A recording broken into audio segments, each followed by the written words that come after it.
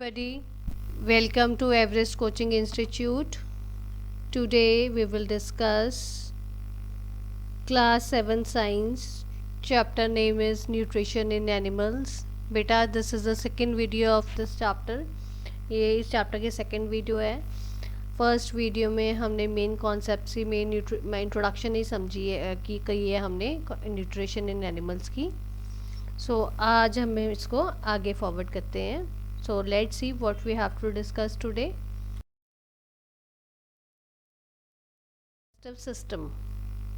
Human digestive system क्या होता है? हमने उसमें देखा था ना कि जो खाने में ह्यूमन बॉडी में कार्बोहाइड्रेट सबसे ज़्यादा कॉम्प्लेक्स हमारे कंपोनेंट्स हैं जो हमारे को डाइजेस्ट करने ह्यूमन बॉडी के लिए डिफ़िकल्ट हो जाते हैं. तो उसको पहले ब्रेक डाउन करना पड़ता, ब्रेक डाउन होते हैं वो सिंपल फॉर्म्स में जिसमें हमारी बॉडी इजीली डाइजेस्ट कर सके.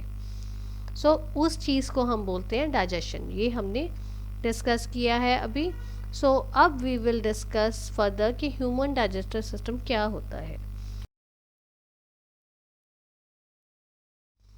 एलिमेंट्री कैनल या डाइजेस्टिव ट्रैक्ट उसका वो डिस्कस करेंगे जिसके थ्रू हमारा खाना डाइजेस्ट होता है. जौन से ऑर्गन्स उस चीज़ खाने को डाइजेस्ट करने के लिए इन्वॉल्व होते हैं वो सारे we will discuss in this.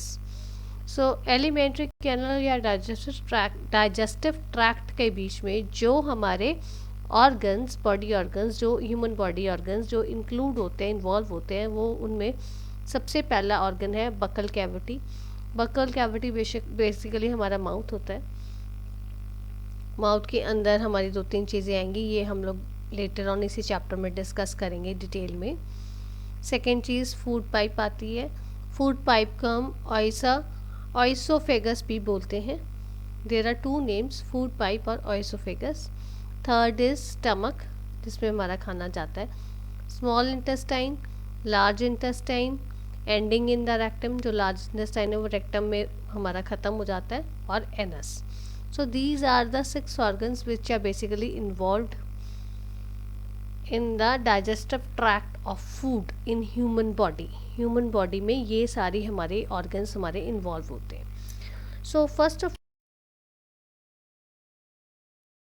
Detailed discussion इसकी सारे ऑर्गन्स की हम लेटर ऑन इस चैप्टर में डिस्कस करेंगे. अभी मैं बेसिकली आपको एक स्केच दिखा रही हूँ. ये देखो, as you can see in the slide, ये पिक्चर है ह्यूमन बॉडी की कि हमारे खाना कैसे हमारी बॉडी में डाइजेस्ट होता है. सो अगर आप देखो इस पिक को केयरफुली, तो ये देखो, ये हमारा माउथ है या बकल कैविटी है. इसमें सैलिवरी ग्लैंड भी होते हैं, इसमें टीथ भी होते हैं, टंग भी होती है. तो ये सारे हमारी बकल कैविटी के पार्ट्स हैं. तो खाना हमारा ये मुंह में जाता है, यहाँ से हमारा एक पाइप के थ्रू खाना नीचे स्टमक में जाता है. ये जो पाइप है इसको हम फूड पाइप भी बोलते हैं और या ऑइसोफेगस भी बोलते हैं. ये जो हमारा ये पाइप है बेसिकली ये कनेक्ट करती है हमारी स्टमक को और हमारे माउथ को. बकल कैविटी को और स्टमक को ये कनेक्ट करती है, जिससे हमारा बकल कैविटी से खाना इस पाइप के थ्रू हमारा स्टमक में जाता है. ठीक है. स्टमक जो है ये हमारे इसमें स्टमक में हमारा जो खाना जो भी हम खाते हैं इसको ब्रेक डाउन होता है और ये सिंपल फॉर्म में होता है, ताकि so that we our body can easily digest.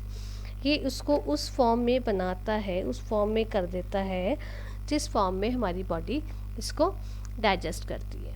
सो ये देखो, साथ में लीवर, ये लीवर है और ये गॉल ब्लैडर है. जो लीवर है वो क्या करता है, ये जूसेस को सिक्रीट करता है, राइट. और जो ये जूसेस को सिक्रीट करता है लीवर, ये सारे गॉल ब्लैडर में जाके हमारे स्टोर हो जाते हैं, राइट. ये जो हमारे एज एन रिक्वायर्ड जो हमारा गॉल ब्लैडर है यहाँ पे ट्रांसपोर्ट ये अपने जूसेस ट्रांसपोर्ट करता रहता है स्टमक में, so that our food is easily digested. फिर इसके पैनक्रियास का भी यही इसमें यही रोल है. इसके बाद में स्टमक से हमारा खाना जब हमारा पूरा डाइजेस्ट हो गया, ये यहाँ से, ये देखो यहाँ से ये सीधा कहाँ जाता है, ये यहाँ पे स्मॉल इंटेस्टाइन में जाता है. स्मॉल इंटेस्टाइन में खाना हमारा और useful and in simple forms में और हमारा अच्छे से ये हमारा ब्रेक डाउन होता है और यूटिलाइज होता है। इसके बाद में जो हमारे बॉडी में जो तो इसके हमारे useful to for our body जो उसने जूसेस सिक्रेट किए या फूड जो हमारा यूज़फुल है बॉडी के लिए, वो सारा तो बॉडी के डिफरेंट पार्ट्स में ट्रांसपोर्ट हो जाता है। और जो उसमें एक्स्ट्रा वेस्ट भी होता है, जो बॉडी वेस्ट है, जो which is not useful for our body, वो सारा का सारा कहाँ जाता है, वो ये स्मॉल इंटेस्टाइन से लार्ज इंटेस्टाइन में चला जाता है। लार्ज इंटेस्टाइन जो है हमारा यहाँ ये रेक्टम से होता एनस से हमारा बॉडी से एक्सक्रीट हो जाता है। सो ये बेसिकली बेटा आपकी मैंने ह्यूमन डाइजेस्टिव सिस्टम की आपको एक सिंपल सी आपको ओवरव्यू दिया है। बाकी ये डिटेल में सारा हम डिस्कस करेंगे अगले पार्ट्स में। आगे जो जैसे जैसे हम चैप्टर डिस्कस करेंगे वैसे वैसे इस चैप्टर को में डिटेल्स में आएगा। अभी के लिए सिर्फ मैंने आपको एक जनरल ओवरव्यू दिया है, ठीक है। If you find any difficulty, you are most welcome to give your feedback in the comment box. Have a nice day. Thank you.